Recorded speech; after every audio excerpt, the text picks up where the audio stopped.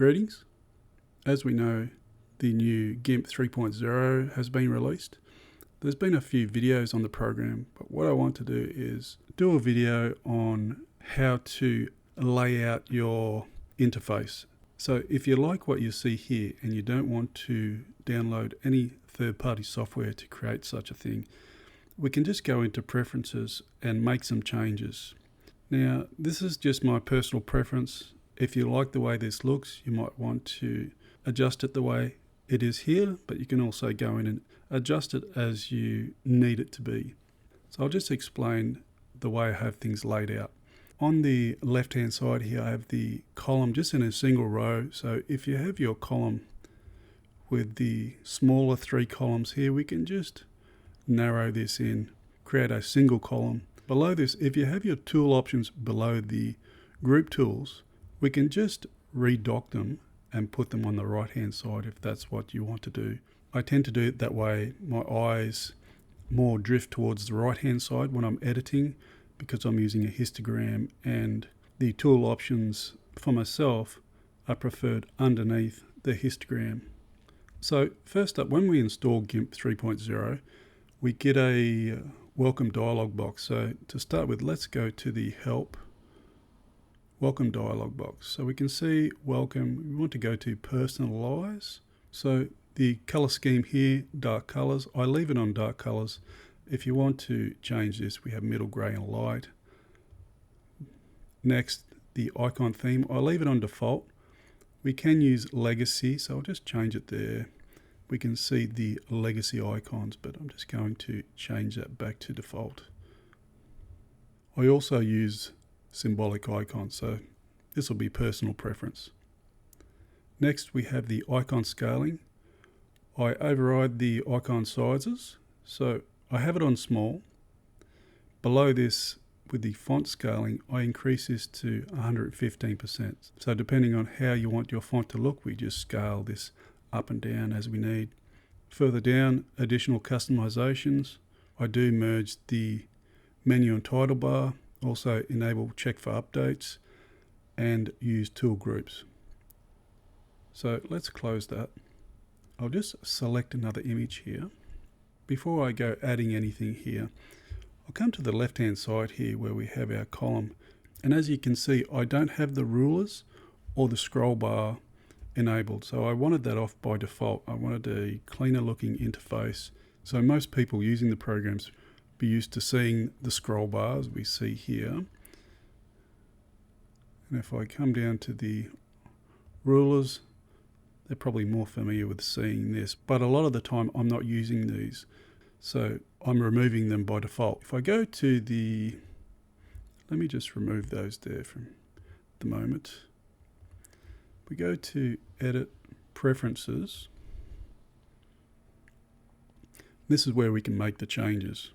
So if we come down to image windows, appearance, we have the options here, default appearance in normal mode. So on the right hand side here, you can see I've unchecked show rulers and show scroll bars. And I just click OK, and it may need a restart. Have them off by default and just add them when I'm needing them if I'm creating a custom page, a particular paper size. So I'll close that there. That's how to set those as default. As I mentioned on the left hand side, the single column. Now, if we have a look at the top move tool, we can see a little arrow in the bottom right hand corner of most of the tools here. And that's telling us there's other tools within that group. But we also have ones that don't have the little arrow on the right hand side, such as the crop tool, the eraser, the paths, the text. I've also added extra options here for myself because I use these on a regular basis, and that's the levels, also the curves. So I'll show now how to add these extra options in the preferences. So if you want to add curves and levels and other tools depending on what you require when you're editing your photos. So back to preferences, so edit preferences. So we come to the toolbox.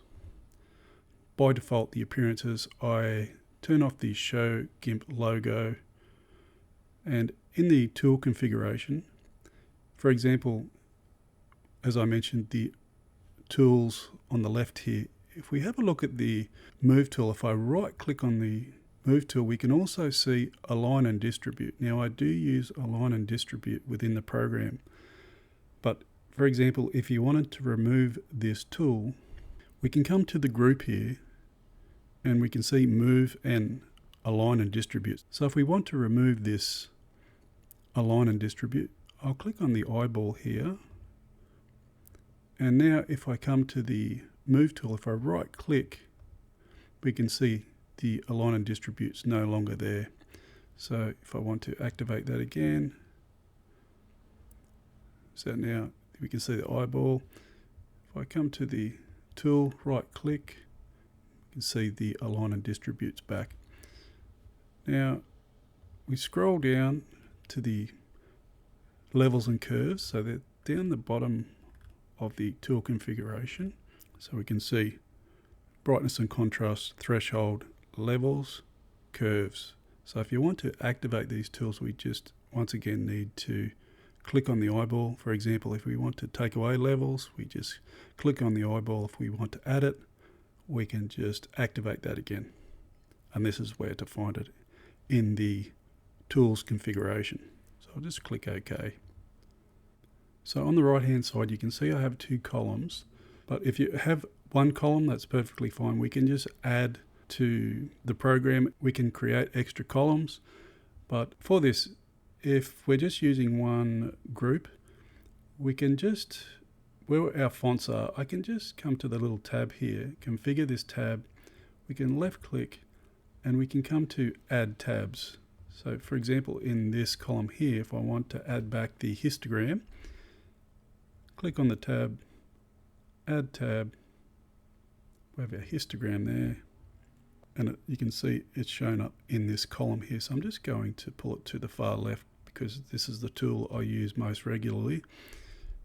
Also below this, I'm just going to change the value to the RGB histogram.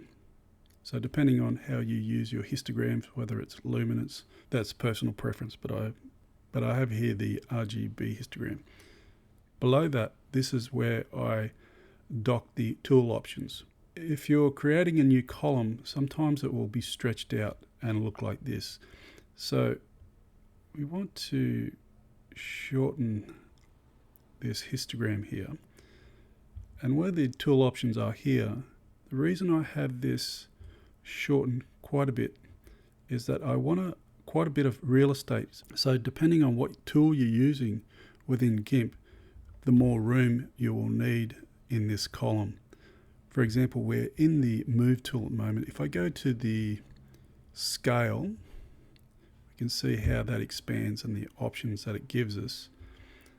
But if I go to the paintbrush tool, you can see we need more room for the options within the paintbrush tool.